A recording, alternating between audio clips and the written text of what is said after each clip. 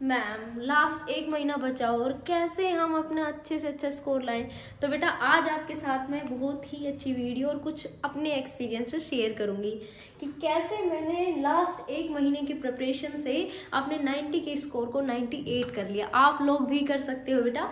तो आज से हम ये मान के चलते हैं कि लगभग हमारा 1 महीना बचा हुआ है केमिस्ट्री के एग्ज़ाम का। 27 फ़रवरी को हमारा एग्ज़ाम है, उससे पहले हमें सारी तैयारी करनी है। ठीक है, तो जो भी मैं आज एक्सपीरियंस शेयर करूंगी उनको बेटा आप अपनी लाइफ से रिलेट करके अपने उस चीज़ को आपस में जोड़ सकते हो। तो सबसे पहले बेटा बात करेंगे, केमिस्ट्री एक्चुअली 3 पार्ट्स में डिवाइड होती है, फिजिकल, ऑर्गेनिक, इनऑर्गेनिक।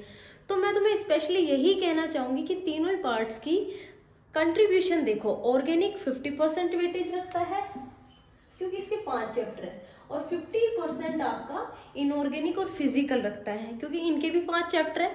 तो मैं तुम्हें बताऊंगी कि कौन कौन सी मिस्टेक्स है जो हम अभी तक करते आ रहे हैं, जो अभी हमें नहीं करनी है, बिल्कुल अवॉइड कर दो, और कौन सी बातें हैं जो तुम्हें ध्यान रखनी है ताकि तुम 98 मार्क्स अपने ला सको। ठीक है, तो सबसे पहले बेटा बात करेंगे हम फिजिकल केमिस्ट्री की। इक्वल डिस्ट्रीब्यूशन है, तो आप लोगों को मैं सजेस्ट करूंगी सबसे पहले आप फिजिकल कवर करें, उसके बाद आप ऑर्गेनिक करें एंड लास्ट इनऑर्गेनिक। ये मैं बताऊंगी क्यों करना है। ठीक है, सबसे पहले आपने फिजिकल को कवर करना है। फिजिकल कवर करने का सबसे बेस्ट तरीका है, हमारे टाइम उतने सोर्सेज नहीं होते थे, लेकिन आप लोगों को जिसकी भी यूट्यूब पे वीडियो अच्छी लगती है, किसी की भी, आप उसकी 1 शॉट वीडियो देख लीजिए। 1 शॉट वीडियो देखने के बाद में फॉर्मूला शीट तैयार कर लो, और वो फॉर्मूला शीट 1, 2, 3 पेज की होनी चाहिए। 3 चैप्टर है, solution, electrochemistry and chemical kinetics. Formula sheet, formula आपको कंठस्थ होने चाहिए ताकि आप न्यूमेरिकल्स कर सको। ठीक है, और उसके बाद में जो एनसीईआरटी के न्यूमेरिकल्स हैं एटलीस्ट उनके प्रैक्टिस करो। फिजिकल का यही फंडा है। ठीक है, अब आती है ऑर्गेनिक। इतनी सारी रिएक्शंस हैं, हमारी याद ही नहीं रहती। अभी तक याद करिए मैम, भूल गए, बीच में प्रैक्टिकल आ गए, बीच में और किसी के प्री बोर्ड आ गए, पिछला पढ़ा वो भूल गए। तो बेटा सबसे पहले मैं एक ही चीज़ कहूँगी, ऑर्गेनिक का सिलेबस सबसे पहले करो। 2 या 3 दिन लो, आराम से लो, अभी भी सिलेबस करो सबसे पहले, फिर लेके बैठ जाओ ऑर्गेनिक की एनसीईआरटी की बुक। और जितनी भी तुम्हारी 5 चैप्टर्स हैं, नेमिंग रिएक्शंस हैं, उनकी फॉर्मूला शीट खुद की तैयार करो, उनकी नेमिंग रिएक्शन की शीट तैयार करो, आइडेंटिफिकेशन टेस्ट की शीट तैयार करो, ये सारी चीज़ अलग कर लो। और चैप्टर वाइज बिल्कुल एक एक जो भी तुम्हारा पेज है एनसीईआरटी की रीडिंग करके देखो कि तुम कहाँ पर अभी भी अटक रहे हो। यही बेस्ट तरीका है ऑर्गेनिक में मार्क्स लाने हैं। तो ऑर्गेनिक के इंडेक्स के क्वेश्चन लगाओ, बाहर के क्वेश्चन लगाओ। ऑर्गेनिक में जितने भी एनसीईआरटी के क्वेश्चंस हैं सारों को करके देखो बेटा। अगर आपको अच्छा मार्क्स लेने हैं तो सारे कन्वर्जन आपको आने चाहिए, और सारी नेमिंग रिएक्शन आइडेंटिफिकेशन टेस्ट का क्लियरफाई एकदम दिमाग में सेट होना चाहिए। ये रिएक्शन अच्छा ये यहाँ लगेगी, ये टेस्ट ये इन दोनों में डिफ्रेंशिएट करता है। समझ में आई बात? पहले आप ऑर्गेनिक नेमिंग रिएक्शन लिख लो, आइडेंटिफिकेशन टेस्ट लिख लो, और उसके बाद में जितने भी कन्वर्जन्स हैं उनको करके देखो। कन्वर्जन से बेस्ट प्रैक्टिस होगी तुम्हारी। ऑर्गेनिक का बेटा 5 चैप्टर का यही समअप है। ठीक है, last one is inorganic chemistry, क्योंकि इनऑर्गेनिक केमिस्ट्री बेटा मेरे टाइम में पी ब्लॉक था, काफ़ी टफ था, बड़ा चैप्टर था, लेंदी था। अब आप लोगों के पी ब्लॉक आ नहीं रहे, सिर्फ आपका D and block and coordination. ठीक है, ध्यान रखना इस बात को, दोनों ही चैप्टर थियोरटिकली हैं, थ्योरीज हैं। तो हमें ना कुछ चीज़ें ऐसा होता है रट्टाफिकेशन वाली चीज़ें। ठीक है, तो मैं यही सजेस्ट करूँगी कि लास्ट में आप इनऑर्गेनिक को करो। और इनऑर्गेनिक में भी आपको ध्यान रखने की, इसको कैसे पढ़े मैम? बेटा इनऑर्गेनिक में मेरा खुद का पर्सनल सजेशन है, हो सकता है किसी का अलग हो, किसी की अलग राय हो। मैंने ये देखा है डी एंड एफ ब्लॉक में अगर किसी को प्रॉपर्टीज याद हैं, मोटे मोटे तौर पे मैं कह सकती हूँ मैग्नेटिक मोमेंट कैसे निकालते हैं, कॉन्फ़िगरेशन क्या होता है, ठीक है, तो ये चीज़ है ना बार बार में रिपीटेशन कर रही है। स्टैंडर्ड इलेक्ट्रोड पोटेंशियल में देखो, मैग्नेटिक मोमेंट में देखो, कलर में देखो, सब में डी ट्रांजिशन या फिर ये ऑक्सीडेशन हो गया, सब में सेम चीज़ों का रिपीटेशन है। एक बार वो टॉपिक पढ़ लो।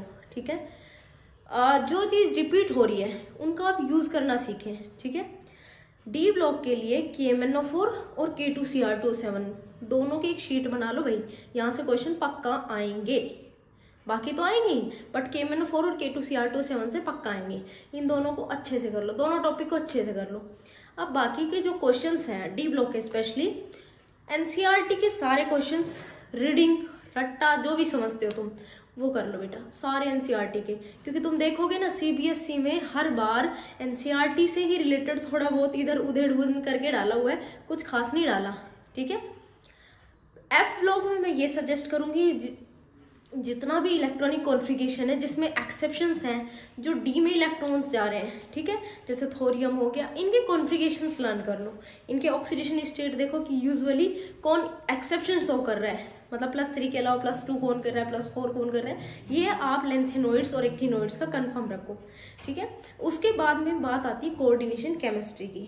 कोऑर्डिनेशन केमिस्ट्री में बेटा आपको लिगेंड्स की अच्छी खासी जानकारी होनी चाहिए, लिगेंड्स जो आपके एनसीईआरटी में दे रखे हैं उतनी तो होनी चाहिए, ठीक है। नाम कैसे निकालते, एक क्वेश्चन वहां से आएगा, या तो फॉर्मूला बनवाएगा या नाम लिखवाएगा। लास्ट वन, अगर आपको वीबीटी नहीं आती, वैलेंस बॉन्ड थ्योरी, तो बेटा वो कर लो। वीबीटी आ गई तो सीएफटी भी आ जाएगी, दोनों में डिफरेंस मैं बता दूंगी, ठीक है। वीबीटी और सीएफटी एकदम क्लियर कर लो। आजकल थोड़ा सा हो रहा है कि स्टेबिलिटी से रिलेटेड भी क्वेश्चन कर रहे हैं, ठीक है, और बैक बॉन्डिंग से रिलेटेड भी एक आधा क्वेश्चन देखने को मिलता है, बट फिर भी मैं लास्ट में यही कहूँगी कि वीबीटी और सीएफटी ये ज़्यादातर क्वेश्चंस को कवर अप कर लेंगे, जिसके ज़्यादातर चांसेस हैं। एक छोटा मोटा क्वेश्चन आता है आइसोमेरिज्म का, ऑप्टिकल आइसोमर और जीआई का, एक छोटा सा क्वेश्चन वहां से भी बनता है। तो ये कोऑर्डिनेशन और डी ब्लॉक सबसे लास्ट के लिए छोड़ दीजिए, क्योंकि इतना टफ नहीं है, और जब भी रट्टा इसमें थोड़ा मारना ही पड़ेगा, डी ब्लॉक में मारना ही पड़ेगा, तो लास्ट के लिए छोड़ दीजिए क्योंकि भूलेंगे। बट ऑर्गेनिक और फिजिकल का आप सबसे पहले प्रिपेयर कर लीजिए। बेटा ये सारे मेरे खुद के एक्सपीरियंस से, पुराने टाइम में इतने सोर्सेज भी नहीं होते थे, सेल्फ स्टडी होती थी, जो थोड़ा सा मतलब हमारे लिए भी बहुत मुसीबत की चीज़ होती है। लेकिन आज के टाइम में आपके पास इतने रिसोर्सेज हैं, यूट्यूब है, घर में भी सपोर्ट है। हाँ ट्यूशन में जाइए, मैं सपोर्ट नहीं कर रही, अच्छी बात है। अब आप सेल्फ स्टडी करो, तो सेल्फ स्टडी करोगे गलतियाँ पता चलेगी, उतनी बार तुम पढ़ोगे उस टॉपिक को और तुम्हें हर बार पता चलेगा तुम्हारी कमी कहाँ है। ट्यूशन पे अब आपको नहीं लगता जाना है तो छोड़ दीजिए, ट्यूशन जाते हो तो ठीक है। अब आपका टाइम है सेल्फ स्टडी का, जितना दे सकते हो उतना दो, ये मेरा खुद का पर्सनल सजेशन है, ठीक है बेटा। I hope you like it, और ऐसे ही मैं बहुत सारे एक्सपीरियंसेस आपके साथ शेयर करूंगी। और देखते हैं 31 डेज का, जो मैं कह सकती हूँ कि 1 महीने का चैलेंज है हमारे पास में, कि कैसे हम स्कोर ला सकते हैं एटलीस्ट 95 मार्क्स इन केमिस्ट्री।